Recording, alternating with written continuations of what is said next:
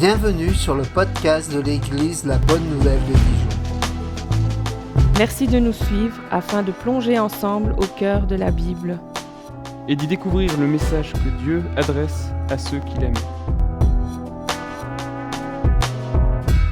Nous serions heureux de vous rencontrer un dimanche au 8B rue Jules Viol à Dijon. Bonne écoute. Bonjour à toutes et à tous pour ce matin. Je suis connu par mes amis pour prendre les plus longs raccourcis. Quand je dis à mes amis « Ah, je connais un raccourci », ça va être plus long qu'un raccourci. Dans ma tête, j'ai la destination et je pars à l'aventure en me disant que je vais y arriver. Moi, ça m'amuse, mais pas les autres. Et puis, il y a une autre chose que certains n'aiment pas, ce sont les changements de plan. Il y en a qui ne supportent pas que les plans changent. Ils ont de la difficulté avec cela, ils ont l'impression de perdre le contrôle, c'est très insécurisant, et beaucoup préfèrent avoir un plan bien tracé. Je ne sais pas si c'est votre cas, si vous aimez bien les plans bien tracés, tout doit être prévu, et dès que ça change, vous êtes bousculé. Si vous aviez... C'est toi ça ? Oh, t'es pas la seule. Si vous aviez fait partie de l'équipe de l'apôtre Paul dans le livre des Actes, on est toujours dans le livre des Actes, donc là, pour le moment, notre équipe se compose de Paul, de Silas et de Timothée. Vous auriez été quelque peu bousculé par deux changements de plan imprévus et un détour estimé de 700 km. À pied, un mois environ. Peut-être même plus qu'un mois. Nous lisons ça dans le chapitre 16 du livre des Actes, versets 6 à 12. Donc juste vous rappeler que Paul a choisi maintenant le jeune Timothée qu'il a rencontré à Iconium, ou Derbé, on ne sait pas trop. Et en fait, beaucoup de personnes donnent un bon témoignage de Timothée. Et Timothée va faire partie maintenant de l'équipe missionnaire de Paul. Au départ, il y avait Paul et Barnabas et Jean-Marc. Puis il y a eu Paul et Barnabas sans Jean-Marc. Puis il y a eu Paul avec Silas. Et puis il y a eu Paul maintenant avec Silas et Timothée. Et petite surprise dans le texte en plus, on verra un peu à l'après. Donc chapitre 16, versets 6 à 12. Empêchés par le Saint-Esprit d'annoncer la parole en Asie, ils traversèrent la Phrygie et la Galatie. Arrivés près de la Mysie, ils se préparaient à entrer en Bithynie, mais l'Esprit de Jésus ne leur permit pas. Ils traversèrent alors la Mysie et descendirent à Troas. Pendant la nuit, Paul eut une vision. Un Macédonien lui apparut et le supplia. « Passe en Macédoine et secours-nous. » Suite à cette vision de Paul, nous avons aussitôt cherché à nous rendre en Macédoine, concluant que le Seigneur nous appelait et annonçait la bonne nouvelle. Après avoir embarqué à Troie, nous avons fait voile directement vers Samothrace et le lendemain vers Néapolis. De là, nous sommes allés à Philippe, qui est la première ville du district de Macédoine et une colonie. Je m'arrête là pour ce matin parce qu'après, ça aurait été trop. Est-ce que tu peux mettre, je pense que j'ai une image avec une carte. Si tu peux vérifier... ça serait pas mal. Tu la vois ? Sinon, c'est pas grave, on va revenir dessus. Mais je devrais avoir une carte.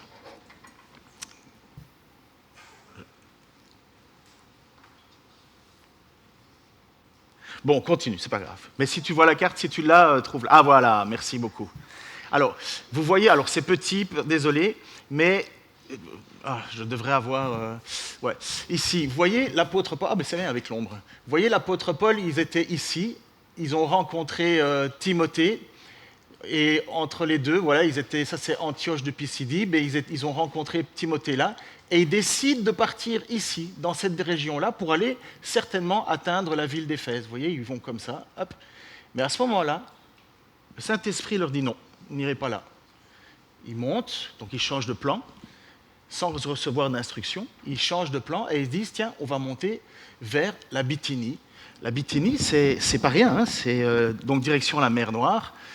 Et là aussi, le Saint-Esprit s'oppose. Et qu'est-ce qu'ils disent alors ? On va changer encore les plans et ils vont descendre, ils vont aller maintenant vers une plus grande ville encore. Ils partent vers Troas.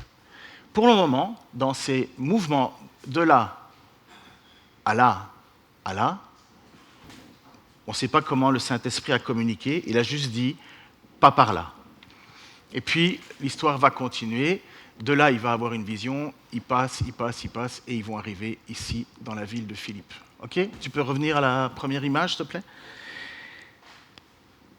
Empêché par le Saint-Esprit d'annoncer la parole en Asie. Certainement qu'il voulait aller vers Éphèse. Éphèse, c'est une très grande ville, la 4e plus grande ville de l'Empire romain, avec environ 250 000 habitants. On ne sait absolument pas pourquoi ni comment l'Esprit est intervenu.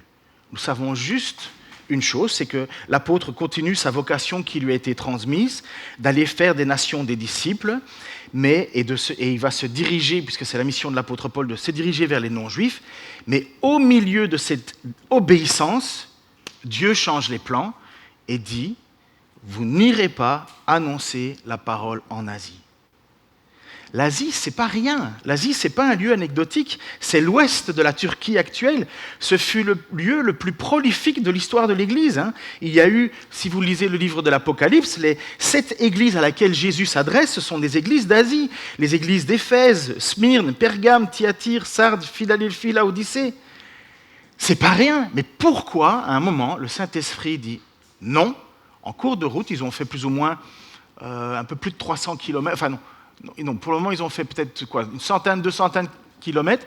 Pourquoi le Saint-Esprit n'a pas donné une direction avant? Pourquoi le Saint-Esprit a dit, vous irez par là? Non, c'est en cours de chemin que le Saint-Esprit intervient et dit, non, pas par là. Sans donner d'explication, ils doivent changer leur plan, et ils changent leur plan pour monter maintenant vers la Bithynie. L'équipe change donc ses plans, et après avoir fait maintenant environ 300 kilomètres de marche, on voit qu'il y a encore une intervention. Le Saint-Esprit intervient de nouveau. Est-ce que Paul et Silas se sont trompés? Est-ce que Paul, Silas et Timothée se sont trompés dans leur plan?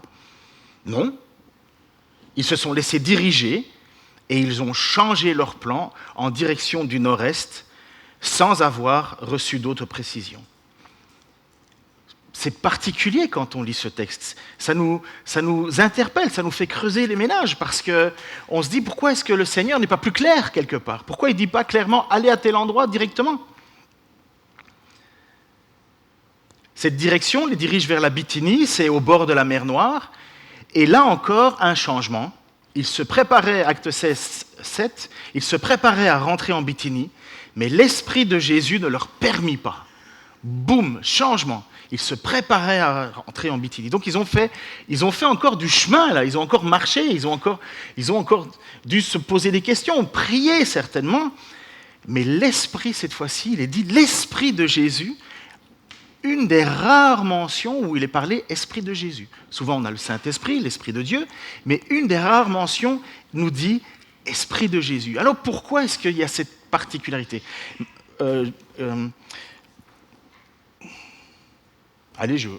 Geoffrey nous a rappelé ce matin que le Saint-Esprit ou Dieu, le Père, le Fils, c'est la même chose. Nous croyons dans la Trinité.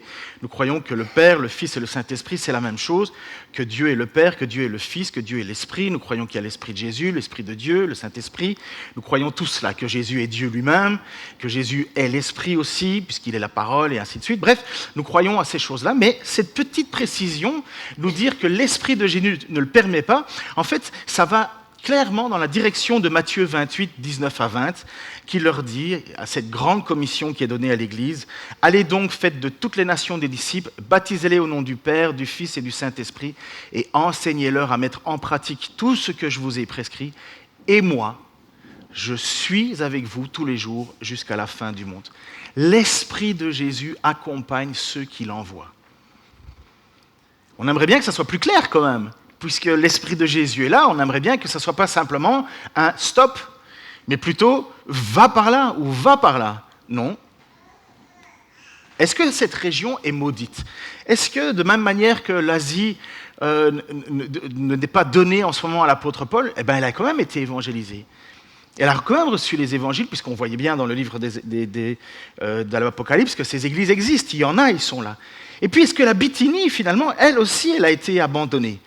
Non, pas du tout. Mais de nouveau, le timing de Dieu n'est pas le timing des hommes.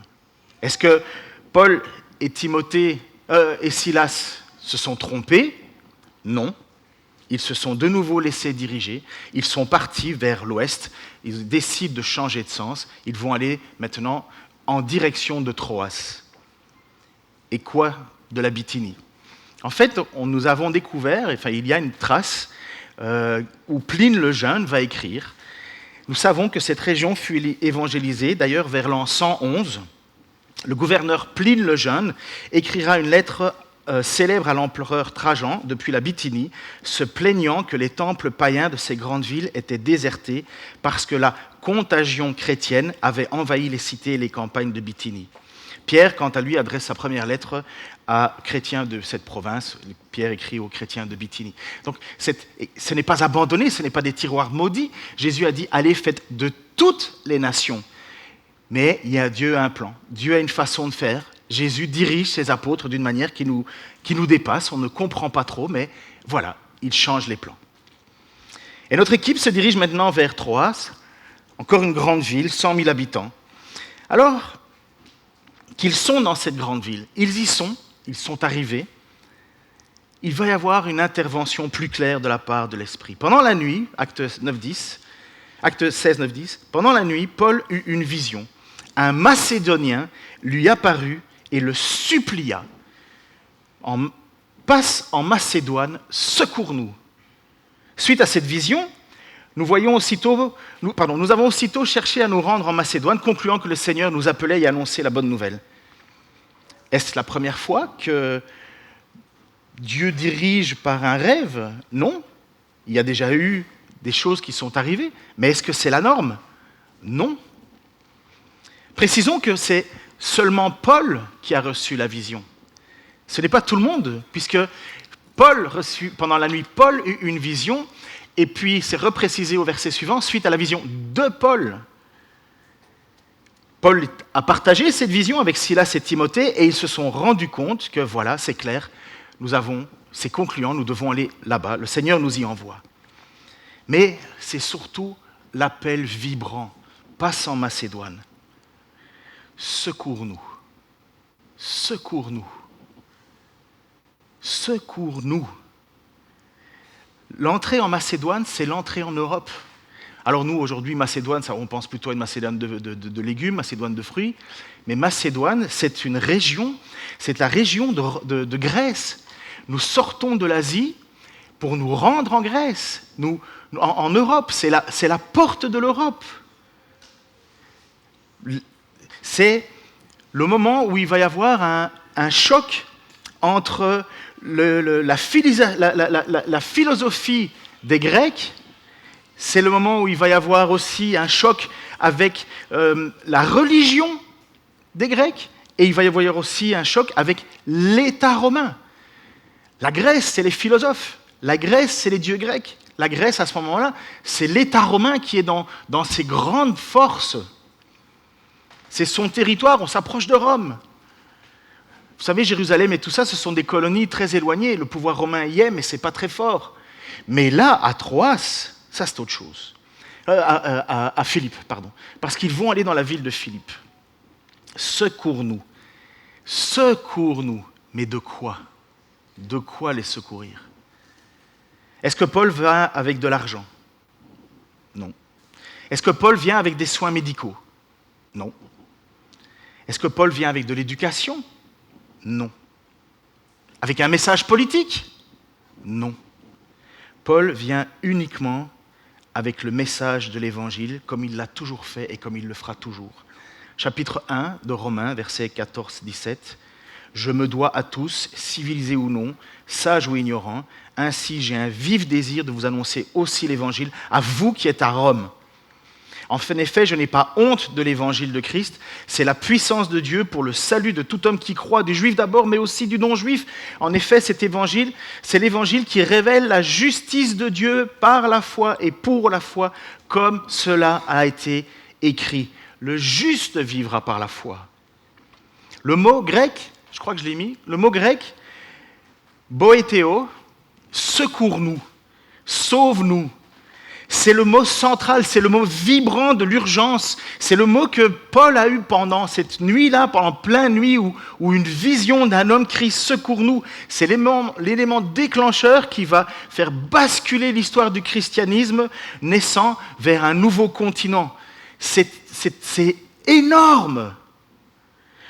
Dans le grec de l'époque, ce terme n'est pas une simple demande de service, c'est le cri de détresse de quelqu'un qui est en danger de mort ou une armée qui appelle des renforts face à un ennemi trop fort. Secours-nous, Boéthéo, Boéthéo, secours-nous, viens à notre secours. Cela montre que le monde gréco-romain, malgré toute sa philosophie, malgré toute sa puissance militaire, malgré toute la grandeur de la cité comme Philippe, était spirituellement à bout de souffle. Sans le savoir, elle cherchait l'Évangile. C'est le cri de toute l'humanité si on veut bien y croire, si on veut bien s'en rendre compte. Romains chapitre 8, versets 19 à 23. De fait, la création attend avec un ardent désir la révélation des fils de Dieu. En effet, la création a été soumise à l'inconsistance, non de son propre gré, mais à cause de celui qui l'y a soumise. Toutefois, elle a l'espérance, elle aussi, d'être elle aussi libérée de l'esclavage de la corruption pour prendre part à la glorieuse liberté des enfants de Dieu. Or, nous savons que jusqu'à maintenant, la création tout entière soupire et souffre les douleurs de l'accouchement. Et ce n'est pas elle seule qui soupire, mais nous aussi qui avons pourtant dans l'esprit un avant-goût de cet avenir. Nous soupirons en nous-mêmes en attendant l'adoption de la libération de notre corps. Secours-nous! C'est tout le monde qui crie ça à Dieu. Mais est-ce qu'on se rend compte de quel secours nous avons reçu? Le secours que Dieu offre de ne plus être sous sa colère. Le secours que Dieu offre de n'être plus sous la malédiction de la loi, de lui plaire. On n'est plus obligé de faire des rituels et des rituels pour plaire à Dieu. Nous n'y arriverons pas. Le secours de ne plus être dominé par des puissances occultes. Combien ont joué avec l'occultisme et sont dominés par ces puissances et ne savent pas comment en sortir? Secours-nous! Le secours que Dieu offre de ne plus être dans cette angoisse de malédiction. Le secours que Dieu offre dans le pardon de toutes nos fautes qui nous accusaient.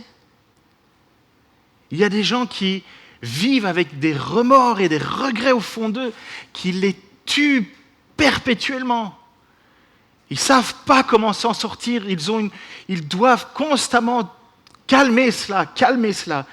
Secours-nous. C'est être d'adopter comme un enfant.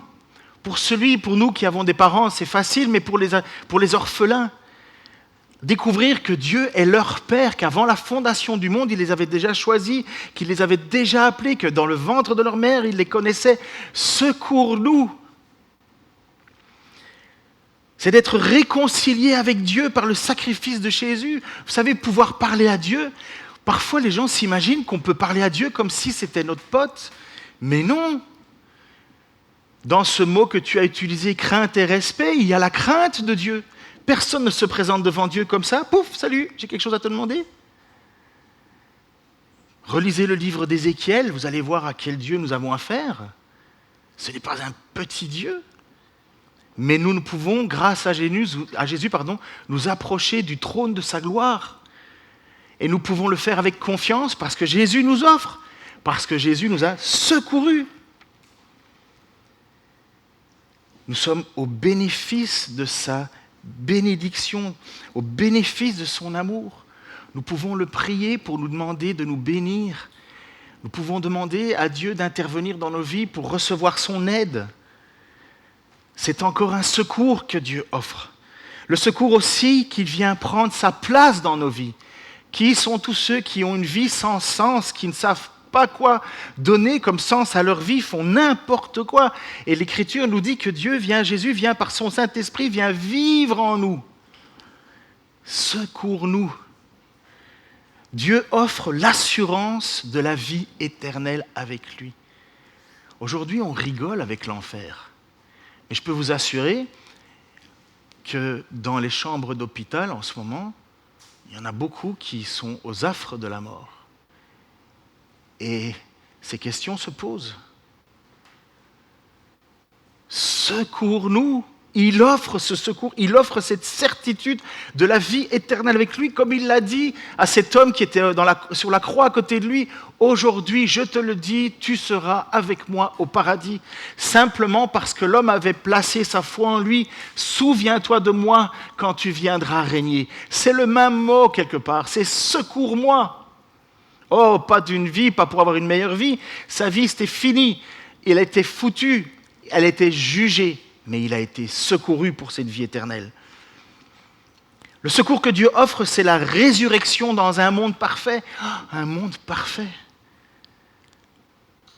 Si on n'était pas secouru, quel genre de monde parfait ce serait ?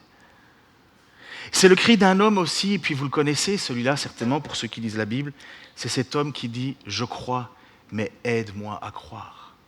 Cet homme qui a son enfant qui est malade et qui dit « Je crois, mais boéthéo, je crois, mais secours-moi ». Convaincu finalement que la vision de Paul est là, que Dieu ouvre la porte, le groupe décide maintenant de partir pour la Macédoine. Le groupe a grandi parce que vous allez être étonnés, pour ceux qui sont un peu plus pointilleux sur la lecture de la Bible, vous allez voir, à partir de maintenant, ce n'est plus le ils partirent, ils firent ceci, ils firent cela, mais maintenant il y a le nous.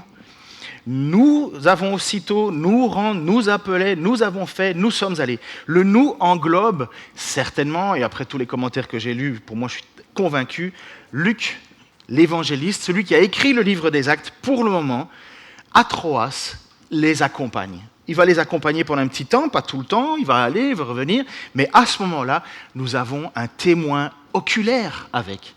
Dieu a prévu d'avoir que Luc soit témoin de ce qui va se passer dans la ville de Philippe.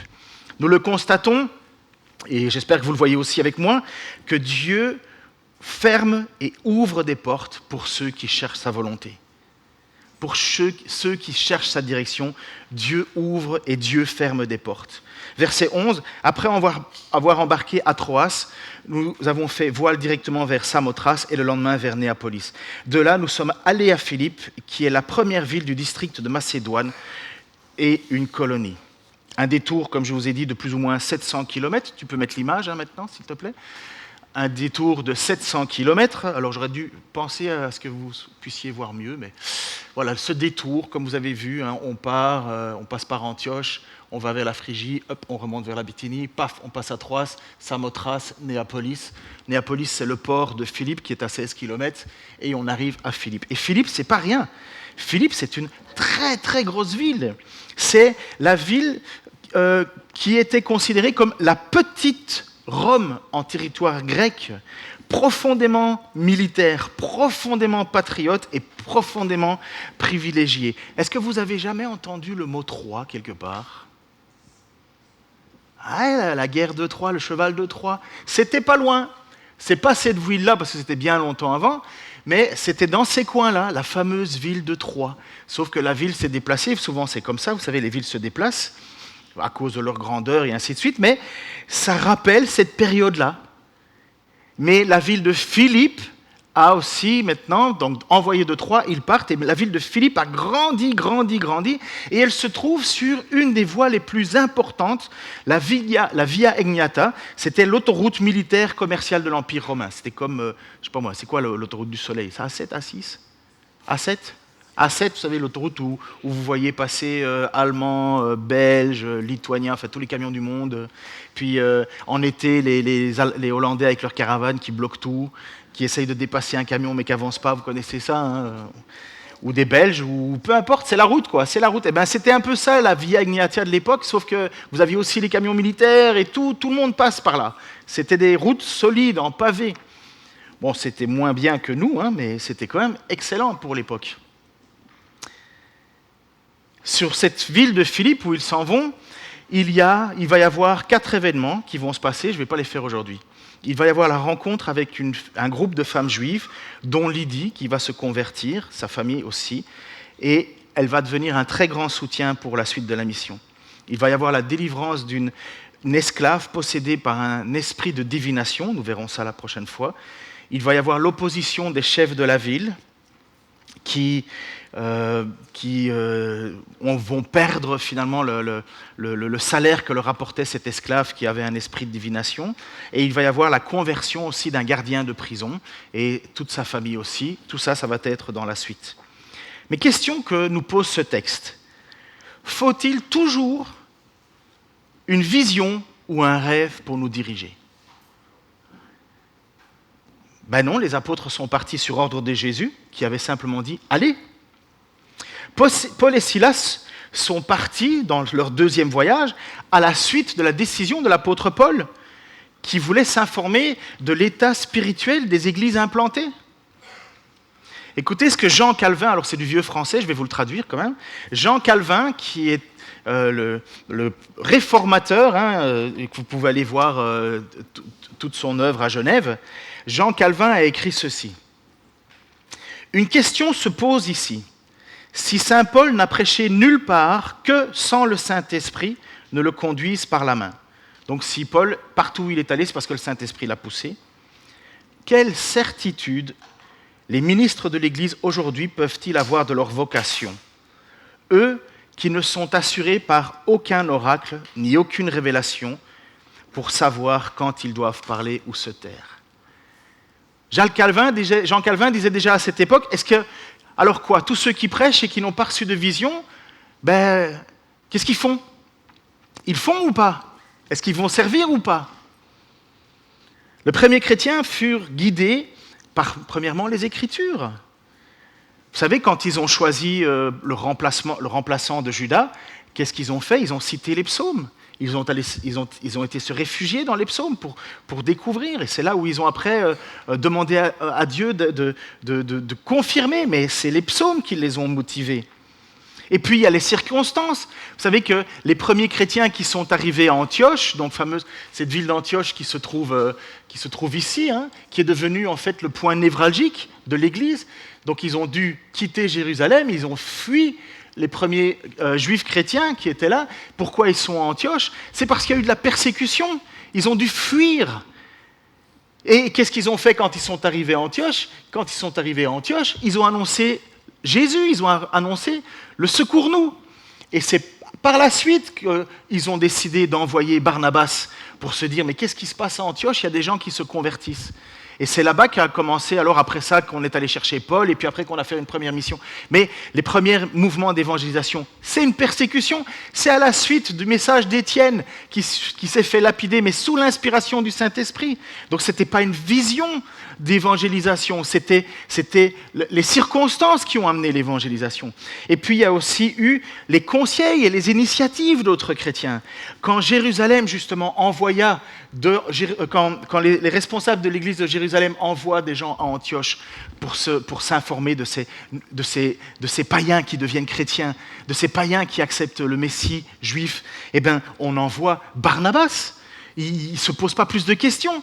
Il n'y a pas une vision qui est là. Et une communication aussi directe peut arriver, c'est exactement ce qui est arrivé ici, mais ce n'est pas tout le groupe qui a la vision, c'est Paul. Pierre aussi a eu sa vision. Et Pierre aussi a dû expliquer aux autres la vision qu'il a eue. Tous les autres ne l'ont pas vu, il était tout seul sur sa terrasse. Mais qu'est-ce que ça veut dire ? Ça veut dire que oui, Dieu peut le faire. Est-ce que c'est la norme ? Non. Et nous devons faire attention, et je peux vous assurer, pour être personnellement dans le cas, ça me tiraille. Nous cherchons à obéir à Dieu, et parfois nous voulons une espèce de certitude absolue. Je l'aspire, peut-être que toi aussi tu l'aspires, mais ce n'est pas la norme. Imaginez-vous que les premiers chrétiens ne bougent pas sans vision. Il n'y aurait pas eu d'église à Antioche. Il n'y aurait pas Barnabas qui serait allé voir. Il n'y aurait pas eu la nomination d'un nouvel apôtre. Non, il n'y aurait rien eu de tout ça. Si on attend absolument une vision, on ne bouge pas. Si on se convainc de l'écriture qui est suffisante, et mettez-le maintenant en parallèle avec ce cri de cet homme, j'essaie de me dépêcher pour que vous n'ayez pas trop chaud. Romains chapitre 10, verset 13-15. En effet, toute personne qui fera appel au nom du Seigneur sera sauvée. Mais comment donc feront-ils appel à celui en qui ils n'ont pas cru ? Et comment croiront-ils en celui dont ils n'ont pas entendu parler ? Et comment entendront-ils parler de lui si personne ne l'annonce? Et comment l'annoncera-t-il si personne n'est envoyé? Comme il est écrit, qu'ils sont beaux les pieds de ceux qui annoncent la paix, de ceux qui annoncent la bonne nouvelle. Mais il semble, que pour des mouvements très importants, comme Pierre qui va aller parler pour la première fois à un non-juif, il a fallu une vision particulière. Et de la même manière, pour pouvoir quitter maintenant ce monde connu et aller maintenant en Macédoine, pour aller en Europe, il a fallu une vision particulière. Cela reste un moyen, ce n'est pas le moyen de communiquer. Que retenir? Proverbe 19, 21, vous le connaissez. Il y a dans le cœur de l'homme beaucoup de projets, mais c'est les plans de l'Éternel qui s'accomplissent.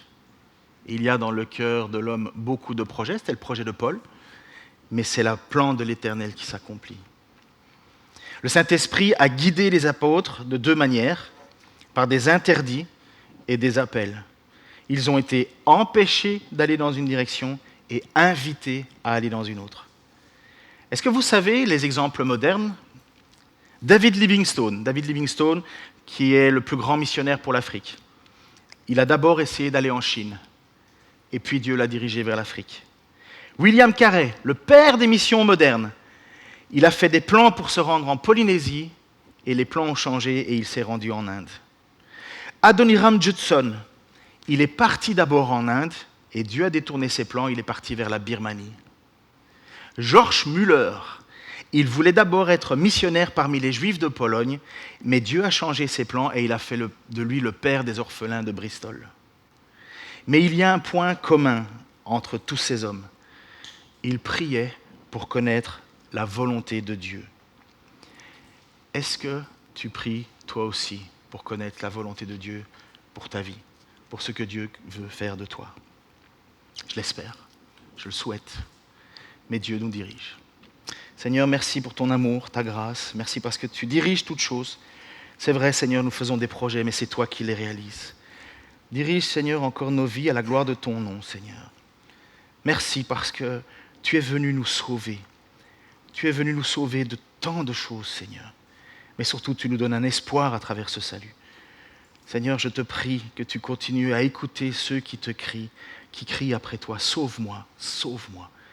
Et qu'ils puissent recevoir, Seigneur, ce à quoi ils aspirent, c'est-à-dire toi, le pardon de leurs offenses, la grâce de te connaître, l'assurance du salut, la bénédiction de ta part, Seigneur, et qu'ils puissent te chanter comme tu le mérites, Seigneur, jusqu'au jour où tu viendras nous rechercher, où nous irons vers toi, avec la certitude d'être avec toi dans le paradis, jusqu'au jour où tu nous ramènera sur cette terre pour vivre sur cette nouvelle terre où il n'y aura plus de mal, plus de combat, où ce monde sera parfait.